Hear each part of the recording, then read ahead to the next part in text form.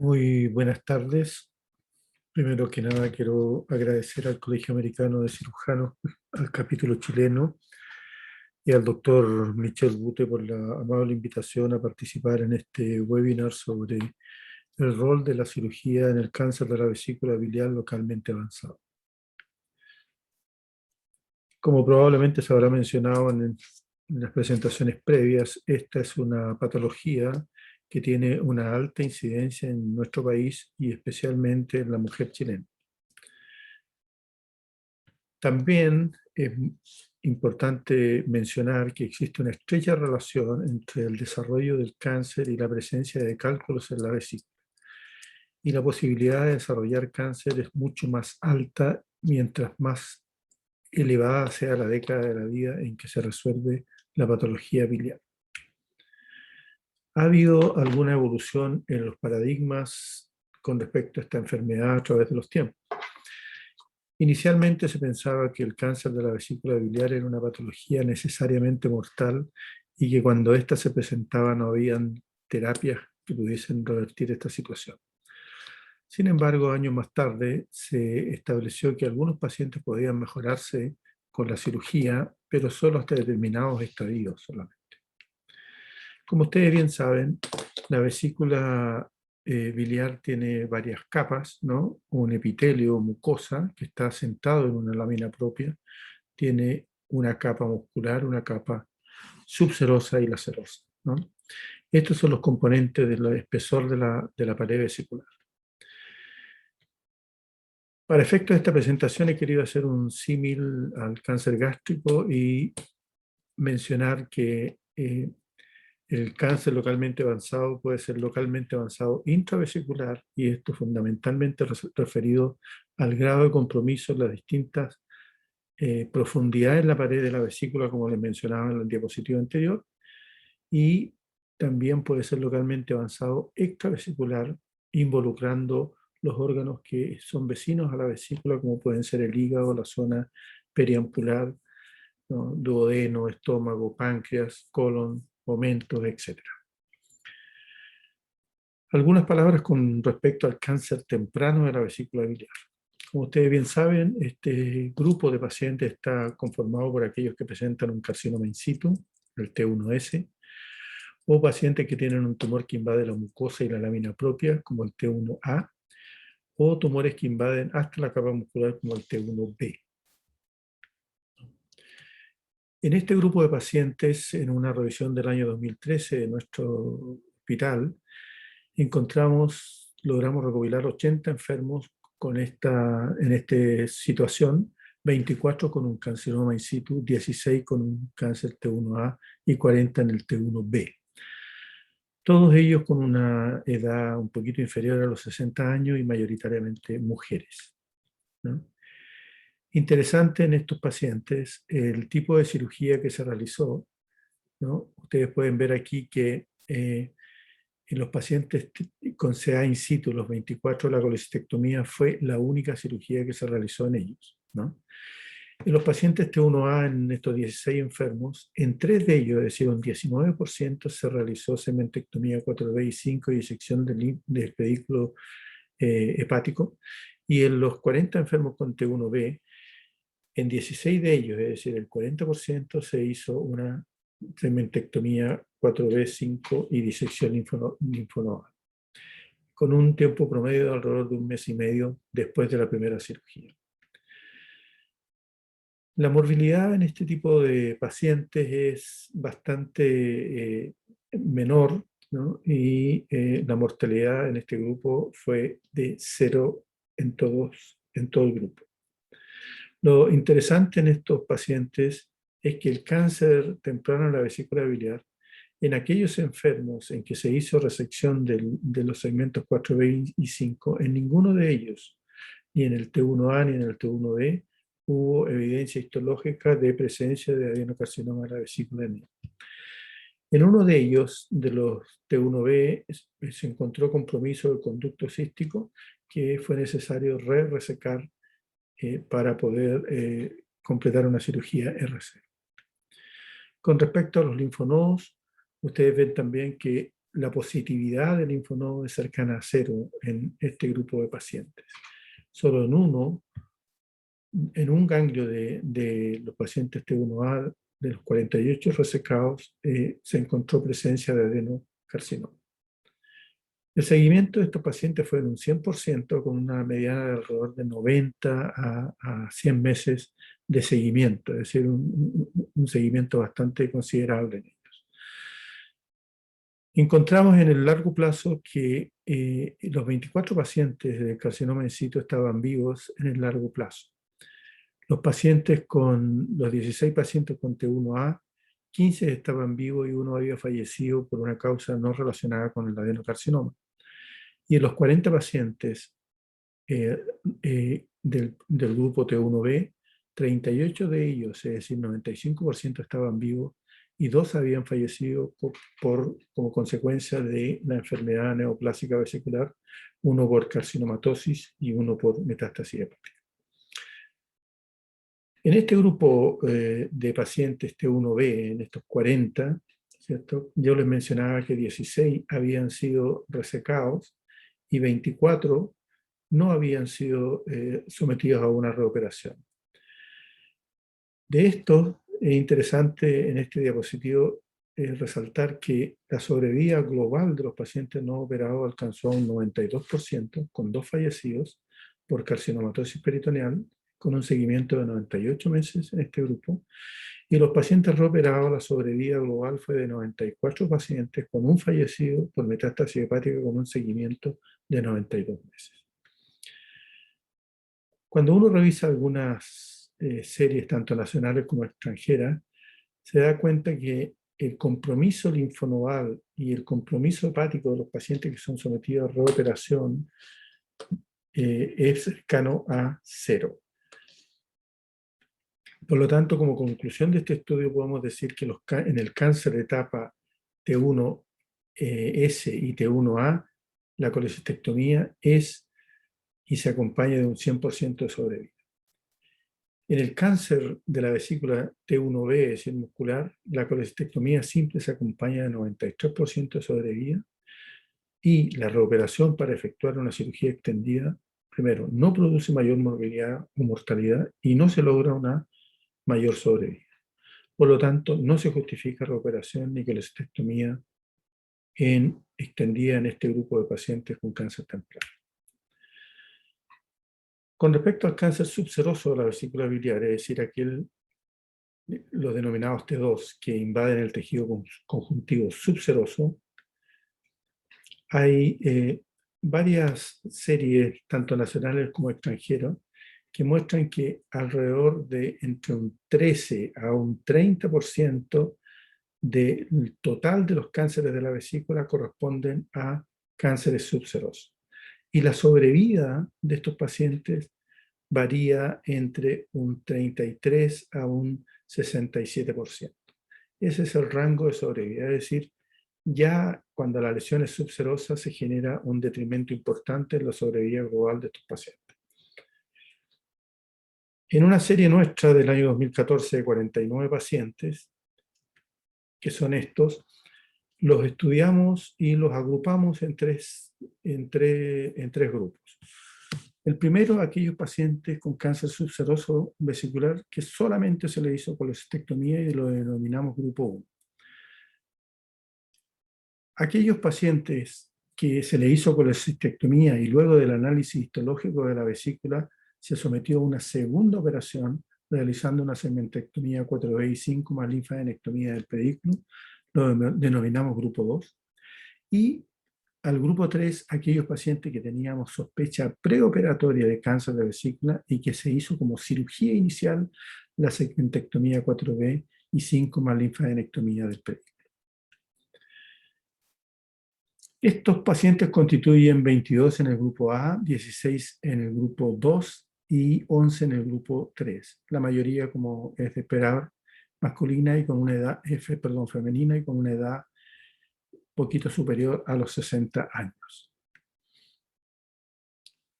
Estos 3 grupos están resumidos en este cuadro, ¿no? El primer grupo en que se hizo como primera y única cirugía la colecistectomía.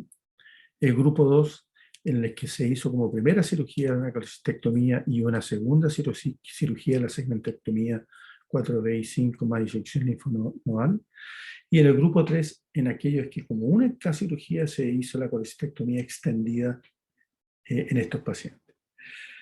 Lo interesante en esto es que en este grupo de pacientes ya aparece compromiso o infiltración hepática, especialmente en el grupo 3, en los que había sospecha preoperatoria de cáncer de la vesícula, y también aparece positividad en los linfonodos resecados en este grupo de pacientes.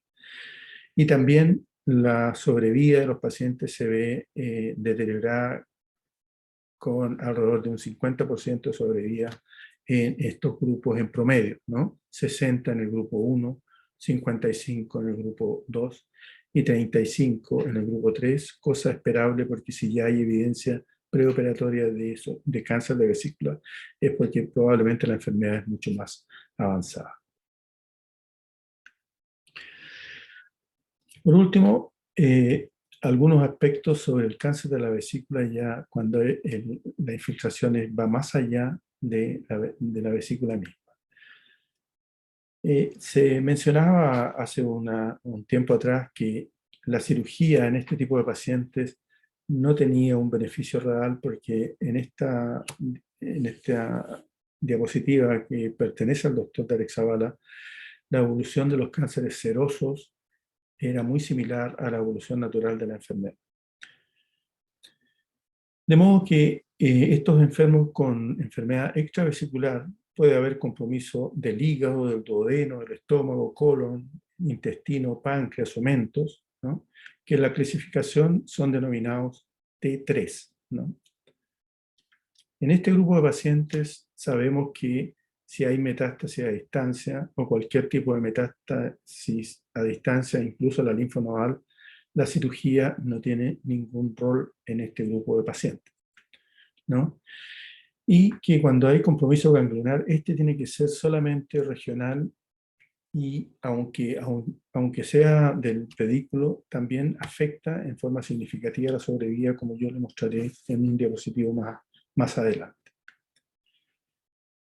En este estudio, cuando hay linfonodos a distancia, la sobrevida es muy similar a la evolución natural, por lo tanto, cuando tenemos linfonodos distantes al crecimiento del cáncer localmente avanzado, no debe considerarse una cirugía resectiva. Este diagrama trata, que lo diseñé hace un tiempo, trata de explicar en el fondo este punto. La hipótesis es que la enfermedad parte como localmente avanzada y en algún momento se generaliza, ¿no? Y ya se hace irresecable. ¿Cuál es ese punto? Aquí lo he puesto yo con el número T2, ¿no? Que eran aquellos cánceres subserosos que se decía que de ahí para atrás la cirugía tenía un rol y de ahí en adelante no lo tenía. ¿Por qué? Porque del T2 hacia atrás la mayoría de los pacientes mejoraban, sin embargo, algunos recidivaban y por lo tanto uno podía considerar que ya eran generalizados desde el principio. Y aquellos enfermos que eran de T2 hacia adelante, la mayoría, como era de esperar, fallecían también por la enfermedad. Sin embargo, algunos sobrevivían más de 5 años y uno lo podía considerar que eran localmente avanzados.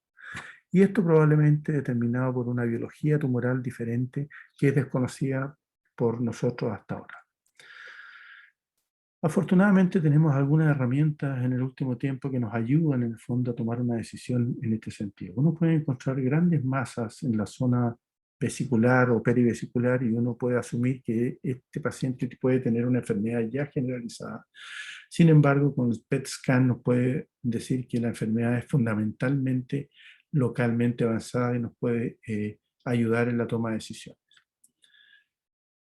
Ustedes ven, hay varios estudios, y les mostraré solo algunos, especialmente los japoneses, que son los campeones en esto, de 79 pacientes que sometieron a distintos tipos de cirugía dependiendo del crecimiento extravesicular que habían tenido, como hepatectomías derechas extendidas, trisegmentectomías, pancreatovenectomías, resecciones vasculares, etc., en los que consiguieron 64% de resecciones R0 con una mortalidad que oscilaba alrededor del 10% y con sobrevida de 13 a 14% a 5 años. Es decir, la sobrevida, si bien no es importante, no es cero, ¿no? Y por lo tanto es uno de los argumentos para considerar esta cirugía en este tipo de pacientes.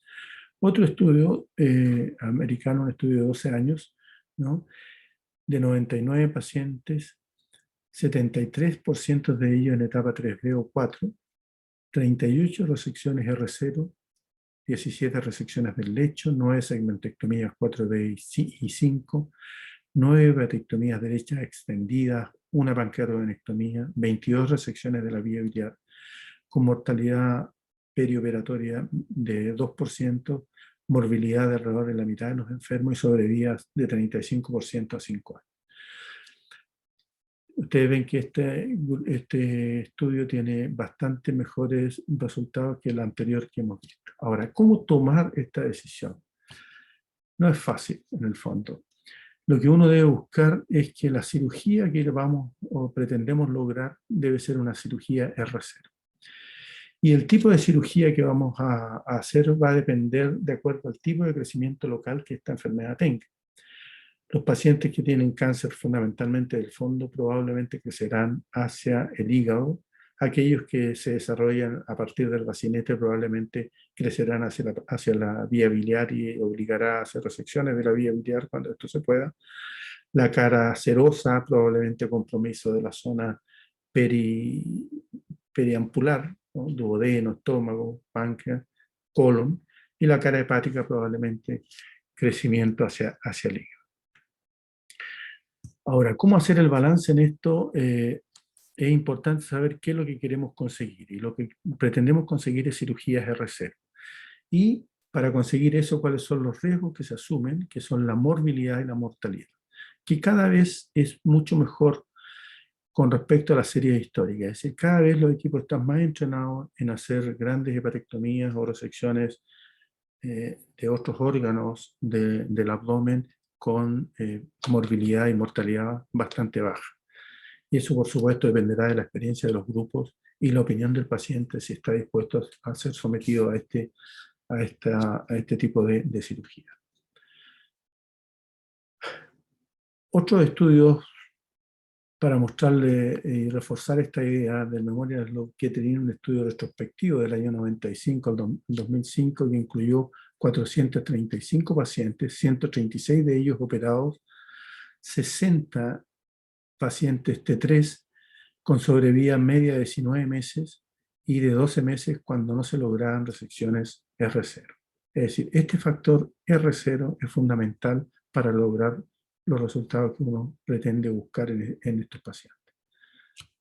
Otro estudio japonés, ¿no?, que incluye 158 hospitales y que agrupa alrededor de 3.300 pacientes, 29% de ellos en estadio 3, con sobrevida cercana al 30% a 5 años en estos estadios de pacientes, ¿no?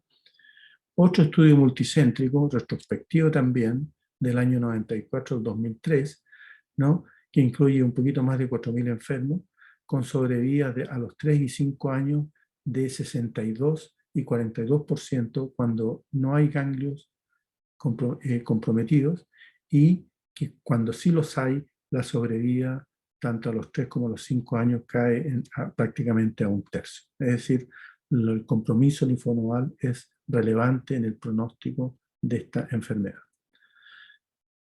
Y así, si uno busca en la literatura, encuentra estudios que hablan de esta patología de sobrevida alejada en los pacientes con cáncer T3, estudios que recopilé del año 90 al año 99 de distintos países, especialmente japoneses, algunos norteamericanos, franceses, todos de diseño retrospectivo, ¿no?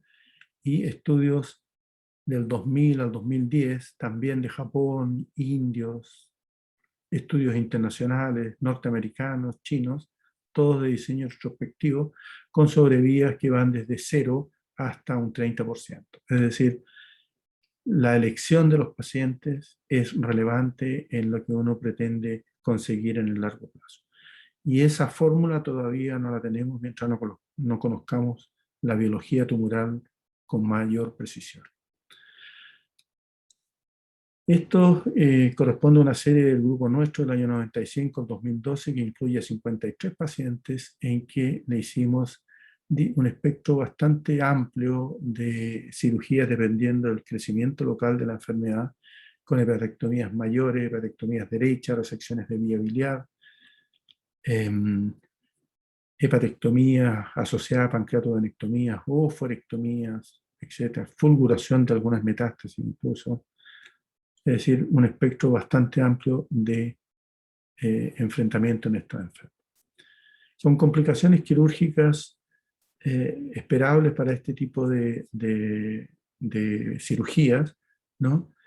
Infarto esplénico, trombosis vena cava inferior en un paciente que terminó fallecido, ¿no? Perforación de colon en un paciente, reoperaciones en 5 de ellos y, como les mencionaba, mortalidad en uno de los pacientes. En aquellos pacientes que logramos borde negativo en la cirugía que empleamos, obtuvimos sobrevidas que van alrededor de cercanas al 25% a los 5 años, y esta se mantiene por lo menos en el seguimiento hasta ahora. Sin embargo, cuando la cirugía no es R0, la curva de sobrevida es muy similar a la de la evolución natural. Con esto, en el fondo, quiero mencionar que si uno logra cirugías R0, independiente de la magnitud de la cirugía, tiene alguna expectativa de sobrevida alejada en un grupo reducido de pacientes que pueden verse beneficiados con este tipo de cirugía. Aquí algunos diapositivos para que no todos sean cifras de pacientes con distintos tipos de cáncer de la vesícula, ¿no? Y las cirugías que uno ha desarrollado, en este caso una segmentectomía 4B y 5, ¿no? Disección linfonodal, ¿no? Otro paciente con una lesión un poco mayor, en que realizamos una hepatectomía derecha extendida con disección linfonodal, ¿no? Y esto ha hecho que los paradigmas sigan evolucionando en el tiempo, y ahora también hay pacientes en estadios avanzados que logrando cirugías R0 pueden tener alguna opción de curación en el largo plazo. A modo de conclusión, podemos decir que el cáncer de la vesícula sigue siendo una enfermedad de pronóstico mimoso, pero hay cada vez algunos enfermos que pueden rescatarse con cirugía de esta envergadura, que cuando un paciente tiene enfermedad T3 hay una alta probabilidad de tener compromiso ganglionar y también de no lograr cirugía R0, que el pronóstico se ve ensombrecido cuando hay ganglios positivos y que tiene mucho mejor cuando no hay ganglios comprometidos por la neoplasia. Siempre tratar de lograr cirugías R0, ¿no? Porque con estas se logran sobrevidas de alrededor de un 30% a 5 años, y que la ubicación topográfica dentro de la vesícula, sea del bacinete o del fondo de la cara serosa o la cara hepática, va a determinar en alguna medida la dirección del crecimiento de la lesión, y que nos obligará a hacer cirugías diferentes en cada uno de estos pacientes. Muchas gracias.